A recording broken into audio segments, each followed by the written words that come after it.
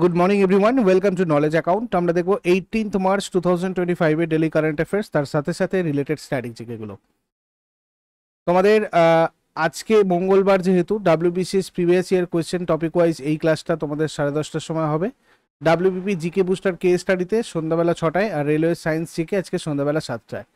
তোমাদের দুটো নতুন ক্লাস স্টার্ট হয়েছে, একটা হচ্ছে রেলওয়ে জিকে বুস্টার 7টা থেকে তোমাদের এবার থেকে হচ্ছে, গতকাল আমি করিয়েছি। আর একটা ফ্রি কোর্স তোমাদের জন্য স্টার্ট হয়েছে ইউটিউবে সম্পূর্ণ ফ্রিতে, সেটা হচ্ছে জিকে অনুশীলন, যেখানে আমরা টপিক ওয়াইজ ক্লাস করছি স্টেট এক্সামগুলোর জন্য। তো ইউটিউবের নোটিফিকেশন যারা যারা পাচ্ছ না, আমাদের টেলিগ্রাম চ্যানেলে যুক্ত হয়ে যাও, ওখান থেকেও তোমরা নোটিফিকেশন পাবে প্রত্যেকটা ক্লাসের। কারেন্ট অ্যাফেয়ার্সের মান্থলি বা ইয়ারলি পিডিএফগুলো তোমরা কালেক্ট করতে পারবে আমাদের অ্যাপের ইবুক সেকশনে। অ্যাপের লিঙ্ক ডেসক্রিপশন বক্সে আছে, বা গুগল প্লে থেকে তোমরা গিয়ে সার্চ করে নাও নলেজ অ্যাকাউন্ট অফিসিয়াল। আর ইংলিশ কারেন্ট অ্যাফেয়ার্সে যারা যারা পড়তে চাও এবং ইংরাজিতে মক টেস্ট আর তার সাথে সাথে প্রিভিয়াস ইয়ার কোয়েশ্চেনগুলো প্র্যাকটিস করতে চাও, সেক্ষেত্রে তোমাদের সেকেন্ড অ্যাপ, যেটা নলেজ অ্যাকাউন্টের সেকেন্ড অ্যাপ বিফোর এক্সামে, তোমাদের ওই ব্যবস্থা করে দেওয়া হয়েছে। তোমরা গুগল প্লে স্টোরে যাও, গিয়ে বিফোর এক্সাম অ্যাপটা ডাউনলোড করে ওখান থেকে তোমরা ইংলিশে প্রিপারেশন নিতে পারো এই অ্যাপটা থেকে। প্রথম প্রশ্ন আজকে দেখবো, কে 2024 সালের হকি ইন্ডিয়ার Balbir Singh senior player of the year পুরস্কারটা জিতেছে? তো 2024 সালের হকি ইন্ডিয়ার Balbir Singh senior player of the year পুরস্কার, এটাও ইম্পর্টেন্ট একটা পুরস্কার, হরমনপ্রীত সিং পেয়েছেন। এবারে হরমনপ্রীত সিংকে নিয়ে অনেক কিছু প্রশ্নই তোমাদের আসতে পারে, আমি যেগুলো বলছি নোট করে নেবে সবাই। দ্বিতীয়বারের মতো এই পুরস্কার তিনি জিতেছেন, আর এইটার পুরস্কার মূল্য হিসাবে 25 লাখ টাকা তিনি পেয়েছেন, ঠিক আছে? তো ভারতের পুরুষ দলের অধিনায়ক ইনি অ্যাকচুয়ালি, হরমনপ্রীত সিং। তো হরমনপ্রীত সিং পুরুষ বিভাগে বর্ষসেরা খেলোয়াড়ের জন্য হকি ইন্ডিয়ার বলবীর সিং সিনিয়র পুরস্কারটা তো জিতেছেনই। এছাড়া হরমনপ্রীত সিং 2024 সালের প্যারিস গ্রীষ্মকালীন অলিম্পিকে ভারতীয় দলকে ব্রোঞ্জ পদকের জন্য নেতৃত্ব দিয়েছিলেন, আর তিনি টুর্নামেন্টের সর্বোচ্চ গোলদাতাও ছিলেন। 2024 সালে চীনে অনুষ্ঠিত চ্যাম্পিয়ন্স ট্রফির 8ম সংস্করণে তিনি তার 5ম পুরুষ এশিয়ান হকি চ্যাম্পিয়ন্স ট্রফি শিরোপা জিতেছিলেন। 2024 সালে পুরুষদের এশিয়ান হকি চ্যাম্পিয়ন্স ট্রফিতে তিনি টুর্নামেন্টের সেরা খেলোয়াড় ছিলেন। হরমনপ্রীত সিং 2024 সালের এফআইএইচ পুরুষদের বর্ষসেরা খেলোয়াড়ও নির্বাচিত হয়েছিলেন। প্রত্যেকটা ইম্পর্টেন্ট পয়েন্ট ভালো করে নোট করে রাখবে। কে 2024 সালের হকি ইন্ডিয়ার Balbir Singh senior player of the year পুরস্কার জিতেছে? এটা মহিলাদের ক্ষেত্রে জিতেছেন সবিতা পুনিয়া। তো ইনি ভারতীয় মহিলা হকি দলের গোলরক্ষক, হরিয়ানার বাসিন্দা সবিতা পুনিয়া। তৃতীয়বারের মতো এটা জিতলেন। এখানেও পুরস্কার মূল্য 25 লাখ টাকা। তিনি বর্ষসেরা গোলরক্ষকের পুরস্কারও জিতেছেন, এর জন্য পুরস্কার মূল্য হিসাবে 5 লাখ টাকা পেয়েছেন। ভারতের গ্রেট ওয়াল হিসাবে পরিচিত সবিতা পুনিয়া। পরের প্রশ্নে যাবার আগে সবাইকে বলে দিই, রেলওয়ে এনটিপিসি এবং রেলওয়ে গ্রুপ ডির প্রিভিয়াস ইয়ারের কোয়েশ্চেন ব্যাখ্যা সহ টেস্ট সিরিজে রয়েছে। যারা যারা কমেন্ট করছো তারা এই টেস্ট সিরিজে গিয়ে এগুলো পাবে, আর যারা যারা অলরেডি রেলওয়ে গ্রুপ ডি ব্যাচে আছো, তোমাদের রেলওয়ে গ্রুপ ডির প্রিভিয়াস ইয়ার এখানে থাকবে। এই ব্যাচটা তোমাদের নতুন স্টার্ট হয়েছে ফেব্রুয়ারির 25 তারিখে। তোমরা চাইলে এটাতে জয়েন করতে পারো আমাদের সাথে। প্রত্যেকটা সাবজেক্টের chapter wise classes, PDF, mock test এগুলোর জন্য তোমাদের সমস্ত ব্যবস্থা রেলওয়ে গ্রুপ ডি ব্যাচে আছে নতুন ব্যাচটায়।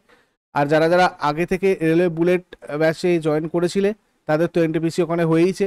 তবু যারা যারা নতুন নিতে চাও তারা এই নম্বরে যোগাযোগ করে এই ব্যাচে জয়েন করতে পারো। এছাড়াও ডাব্লিউবিপির জন্য পরিবর্তন batch course, general studies foundation batch course 3, এটা নতুন তোমাদের জন্য স্টার্ট হচ্ছে স্টেট এবং সেন্ট্রাল এক্সামের জন্য। আর ম্যাথ রিজনিং এর ফাউন্ডেশন ব্যাচ, নিপুণ ব্যাচ, এটাও তোমাদের স্টার্ট হয়েছে। তো এসএসসি ফাউন্ডেশন ব্যাচও তোমাদের রয়েছে প্রাপ্তি। এগুলোতে তোমরা জয়েন করার জন্য ওপরে যে নাম্বারটা দেওয়া রয়েছে এই নাম্বারে হোয়াটসঅ্যাপ অথবা কল করে কনসাল্ট করে তোমাদের কোনো কোয়ারিজ থাকলে তোমরা যোগাযোগ করে জয়েন করে যেতে পারো। তারপরে 7ম হকি ইন্ডিয়া বার্ষিক পুরস্কার অনুষ্ঠান কোথায় অনুষ্ঠিত হলো? 3 নম্বর প্রশ্ন এটা আমাদের আজকে।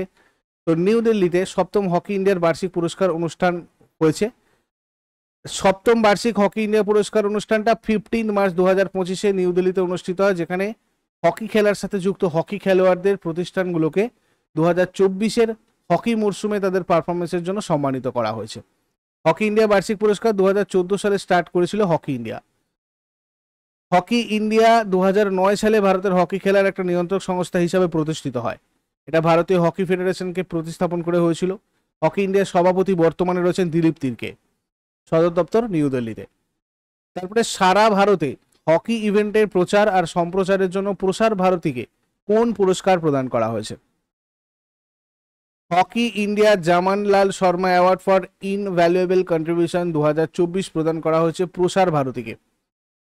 হকি ইন্ডিয়ার 7ম বার্ষিক পুরস্কার অনুষ্ঠানে এটা করা হয়েছে। অসমের দেওগাঁয়ের কেন্দ্রীয় স্বরাষ্ট্রমন্ত্রী অমিত শাহ কোন ঐতিহাসিক ব্যক্তির নামে পুলিশ একাডেমি উদ্বোধন করেছেন? বীর লাচিত বরফুকন। অসমের দেওগাঁওয়ে কেন্দ্রীয় স্বরাষ্ট্রমন্ত্রী অমিত শাহ এই বীর লাচিত বরফুকনের নামে পুলিশ একাডেমি উদ্বোধন করেছেন। এর আগের বছর আমরা দেখেছিলাম মূর্তি উদ্বোধন করেছিলেন। কেন্দ্রীয় স্বরাষ্ট্রমন্ত্রী অমিত শাহ অসমের দেওগাঁওতে এটা করেছে। এই একাডেমির নামকরণ করা হচ্ছে মোগলদের বিরুদ্ধে বিজয়ের জন্য বিখ্যাত অহোম সেনাপতি লচিত বরফুকন নামে। একাডেমির প্রথম পর্যায়ের কাজ 167 কোটি টাকা ব্যয় সম্পন্ন করে করা হয়েছে এবং প্রায় 1050 কোটি টাকা বাজেট টোটাল।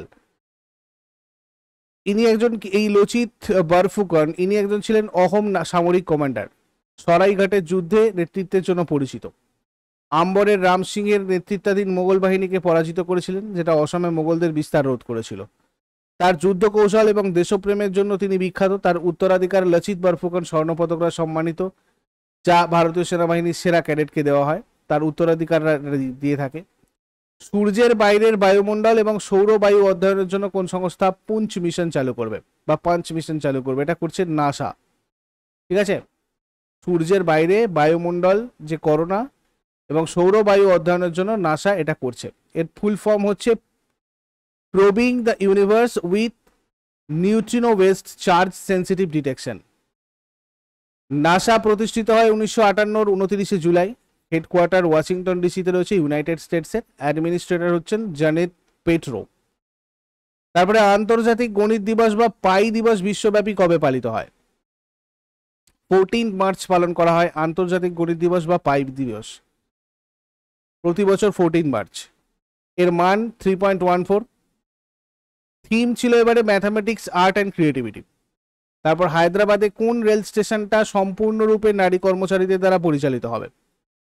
বেগমপেট রেল স্টেশনটা সম্পূর্ণরূপে নারী কর্মচারীদের দ্বারা পরিচালিত হবে। তেলেঙ্গানায় মোট 40টা রেল স্টেশন আধুনিকায়ন করা হচ্ছে। 22টা নতুন রেল প্রকল্পের জন্য প্রায় 32,000 কোটি টাকা বরাদ্দ করা হয়েছে। দক্ষিণ মধ্য রেলওয়ের সদর দপ্তর তেলেঙ্গানার সেকেন্দ্রাবাদে রয়েছে, এটা নোট করে রাখবে। 2025 সালের মার্চ মাসে ভারত কোন দেশের সাথে চিকিৎসা পণ্য নিয়ন্ত্রণের ক্ষেত্রে সহযোগিতার জন্য একটা মেমোরেন্ডাম অফ আন্ডারস্ট্যান্ডিং স্বাক্ষর করেছে? তো এটা করেছে আর্মেনিয়ার সাথে। দিল্লিতে পররাষ্ট্রমন্ত্রী ডক্টর এস জয়শঙ্কর এবং আর্মেনিয়ার পররাষ্ট্রমন্ত্রী আরারাত মির্জোয়ানের উপস্থিতিতে এই সমঝোতা স্মারক স্বাক্ষরিত হয়। আর্মেনিয়ার রাজধানী ইয়েরেভান। মুদ্রা American drum. Official language Armenian. মহাদেশ হচ্ছে এশিয়া। আর প্রধানমন্ত্রী নিকোল পাশিনিয়ান। তারপরে অটোমোটিভ টায়ার ম্যানুফ্যাকচারার্স অ্যাসোসিয়েশনের নতুন চেয়ারম্যান হিসেবে কে নির্বাচিত হয়েছেন?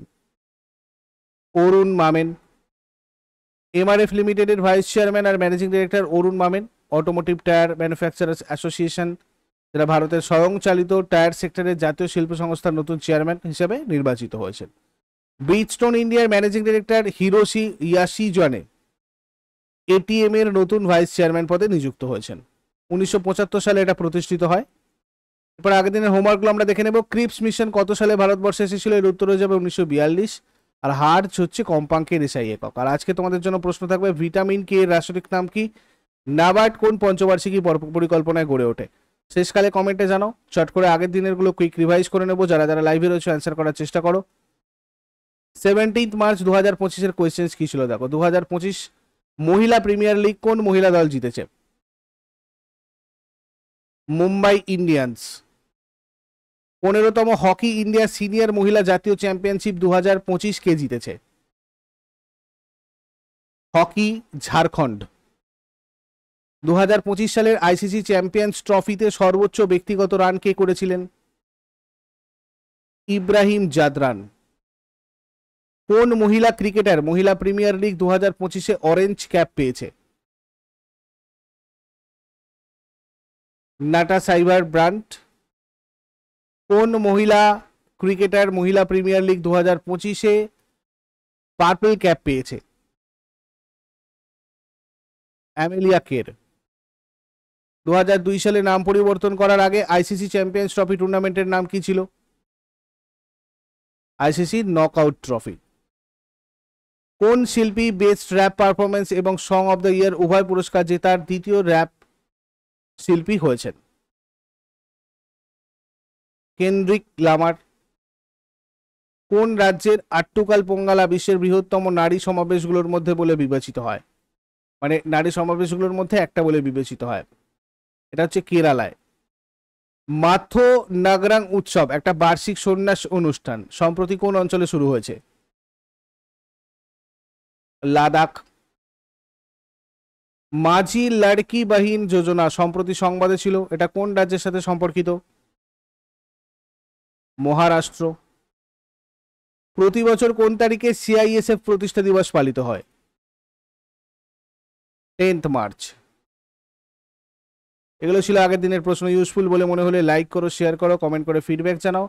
আর প্রতিদিন সকাল 6টার সময় ডেলি কারেন্ট অ্যাফেয়ার্সের আপডেটের জন্য নলেজ অ্যাকাউন্টকে সাবস্ক্রাইব করে বেল আইকন প্রেস করে অল এ ক্লিক করে রাখো।